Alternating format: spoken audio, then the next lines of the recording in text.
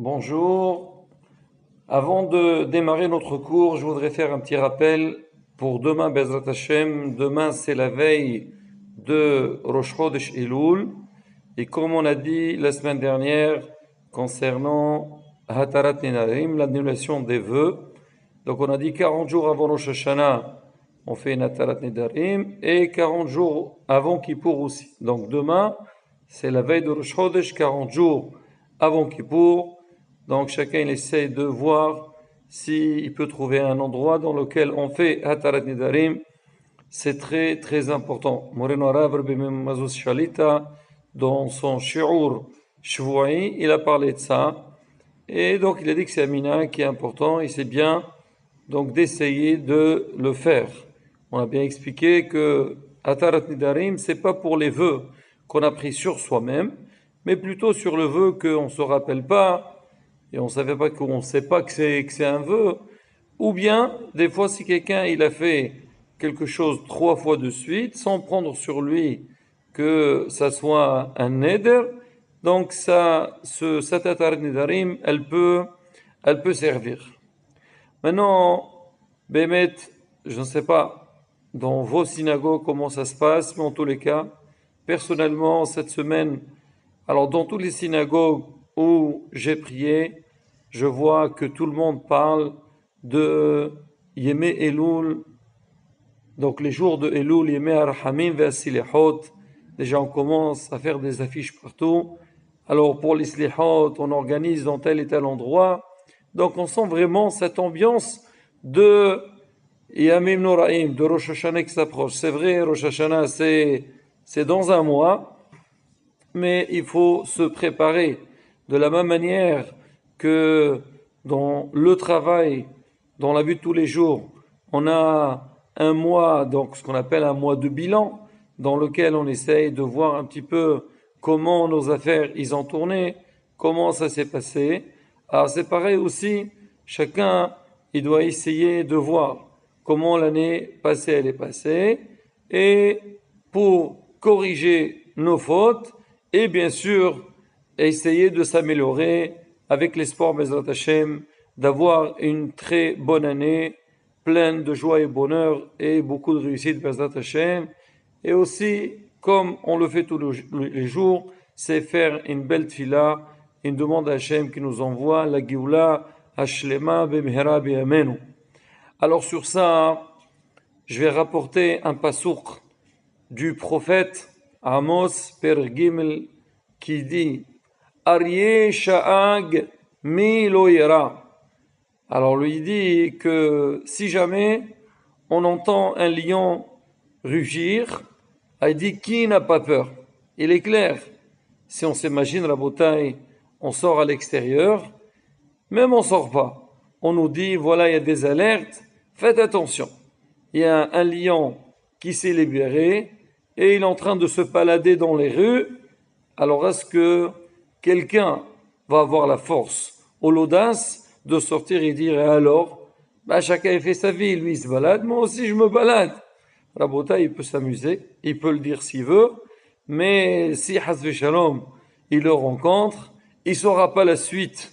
Alors Rabota, donc le Navi, alors il crie, il dit Aryeh Sha'ag Mi Lo Yera. Donc quand le lion il rugit, alors on sent son approche, son arrivée, qui n'a pas peur. Alors Hachamim ils disent, ce passouk aussi, il est expliqué par rapport à la période dans laquelle on s'approche, Bezrat Hashem.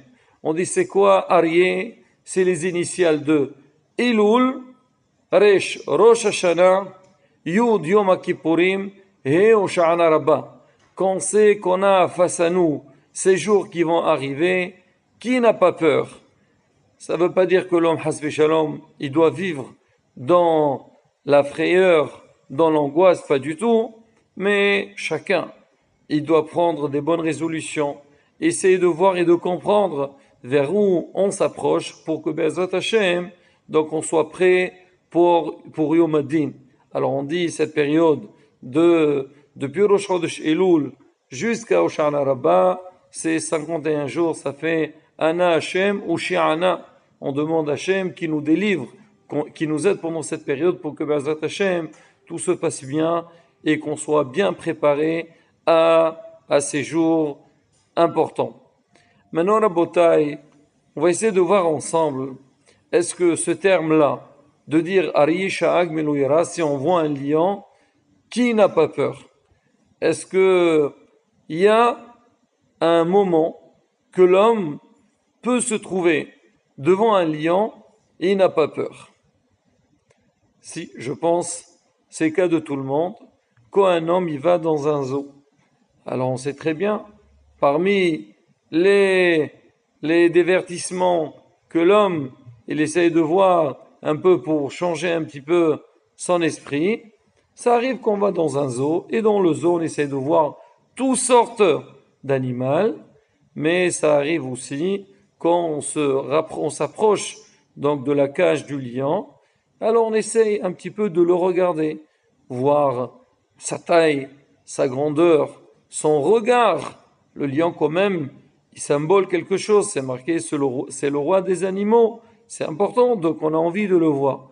Et là la question qui se pose, pourquoi en général quand on voit un lion on a peur, alors que cette fois-ci on paye de l'argent pour aller voir un lion, et quand on est en face, on est impressionné, on rigole, on s'amuse. Pourquoi il n'y a pas cette peur? C'est quoi la différence? Hachamim ils disent, c'est tout simple, n'importe qui, même un enfant, il peut nous donner cette réponse.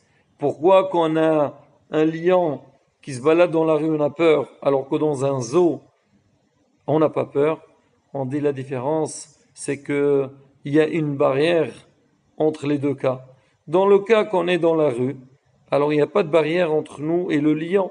C'est pour ça qu'on a peur. Mais quand tu vas dans un zoo, tu sais bien qu'il y a une barrière, il y a une porte qui sépare entre toi et lui. Hachamim ils disent, c'est pareil. Logiquement, quand la période de Yamim Noraim, Elul et ainsi de suite, ils arrivent, normalement on doit avoir peur. Maintenant ça arrive que les gens pendant cette période, pas du tout. Je dis pas des personnes, malheureusement, on a un petit peu cette impression que voilà, la vie continue et on n'a pas cette angoisse, on n'a pas cette crainte. On dit pourquoi? Parce que c'est exactement la même chose. Comme celui qui va dans un zoo, à partir du moment qu'il y a une barrière qui sépare entre lui et le lion, alors il n'a pas peur. Nous aussi, que si jamais il y a une barrière, ce qu'on dit, Homad Barzel, Amafsika Beneno, Leven Avinu Sheva Shamayim. Quand il y a cette barrière en fer qui sépare entre nous et notre Créateur, là, on n'a pas peur. Et malheureusement, l'homme, il doit réfléchir. Il doit se dire, pourquoi? Je sais que dans 30 jours, c'est Yom Ad-Din. Hachem, il va nous juger. Et moi, je mène ma vie d'une manière habituelle, naturelle, et j'ai pas peur. C'est que vraiment, il y a quelque chose qui manque, il y a quelque chose qui sépare entre moi et Akadosh Baruch Hu. Donc entre nous. On n'est pas là pour nous angoisser. Il faut chercher les solutions. Alors c'est quoi la première solution? Première solution, c'est que l'homme, il doit réaliser, il doit se mettre dans sa tête que le jour de Rosh Hashanah, c'est pas rien. Tout ce qui s'est passé cette année-là, ça a été tranché Rosh Hashanah de l'année dernière. Donc c'est pareil aussi. Tout ce qu'on aura, si Dieu veut, que des bonnes choses l'année prochaine, ils vont être tranchés le soir de Rosh Hashanah. Et comment ils vont être tranchés? C'est qu'Hachem, il va essayer de voir, il va faire le bilan de notre travail qu'on a fait tout le long de l'année. Il va essayer de voir. C'est pour ça que pendant le mois de Elul, on nous a donné cette chance. Kadosh Baruch, il a donné ce qu'on appelle le Hanyan de la Teshuvah, c'est que l'homme, il peut donc faire marche arrière et un petit peu revoir toutes les actions qu'il a fait tout le long de l'année, essayer de se corriger, s'améliorer. Ben, Azrat Hashem, à partir du moment que la personne, donc, elle a cette prise de conscience, elle essaie vraiment d'être plus sincère avec elle-même, d'évoluer et progresser dans Avodat Hashem, Ben, Azrat Hashem, Hachamim, ils disent qu'on doit voir, comme on dit, les beaux bateaux Hashem. Son cœur, il est confiant en Akadosh Baruch Hu. Comme on dit le jour de Rosh Hashanah, il faut mettre des beaux habits. Pourquoi? Parce que que Akadosh Baruch Hu, il va nous juger du bon côté, et si Dieu veut, il va nous donner une bonne année. Et ça, Rabotai, ça ne dépend que de nous. À partir du moment que l'homme, donc, qui fait ses efforts pendant cette période, Bezrat Hashem, il aura toute la aslaha. Alors maintenant, comment faire? C'est vrai, d'accord, on nous dit il faut avoir une prise de conscience, d'accord, moi, ça y est, on m'a dit que maintenant, il faut faire teshuva, maintenant, il faut s'améliorer. Mais comment avancer? Comment progresser? Rabotai, il y a un derech, il y a une méthode qui est très très importante, qui aide énormément la personne pour évoluer dans Avodat Hashem et avancer. C'est ce qu'on appelle Hishbon Nefesh. L'homme, il doit faire un calcul. De la même manière que dans le travail, il voit le pour et le contre. Il va voir les rentrées et les sorties. Il va essayer de voir ce qui a bien marché. Il va continuer ce qui n'a pas marché. Il va l'éviter. C'est pareil, nous aussi, on doit faire ce qu'on appelle Hishbon Nefesh. L'homme, il doit essayer de voir comment je me conduis. On sait très bien que dans Avodat Hashem, il y a deux parties. Il y a la partie Ben Adam la Makom, entre l'homme et son créateur, Akadosh Baruch Hu. Il y a aussi Ben Adam la Havero, entre l'homme et son prochain. Là, moi je me rappelle quand j'étais à l'Yeshiva, on avait un Rav, Zachron Bracha, Rav Herrera. Bon, il y a beaucoup de rabbanim qui parlent de ça. Il nous disait, vous voulez réussir dans votre vie, vous êtes à l'Yeshiva, vous voulez avancer, vous voulez progresser, faites-vous un papier dans lequel mettez d'un côté les plus et d'un autre côté moins. Les bonnes choses que vous faites et les mauvaises choses, malheureusement, que vous faites. Essayez de noter tout.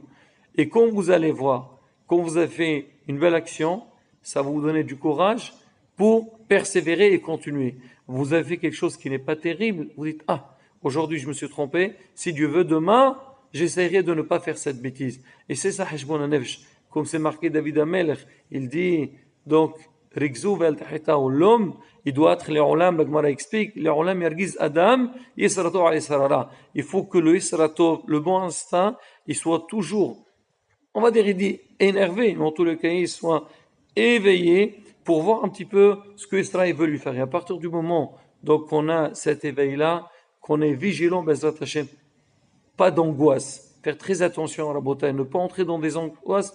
Au contraire, c'est Abdou Hashem Bessimha, avec joie, mais comme on dit, bien gérer donc son travail. Bezrat Hashem, quand l'homme y voit que Baruch Hashem, le matin, je me lève tôt, je fais les slihot, je fais une belle tfila, il sort avec une simha.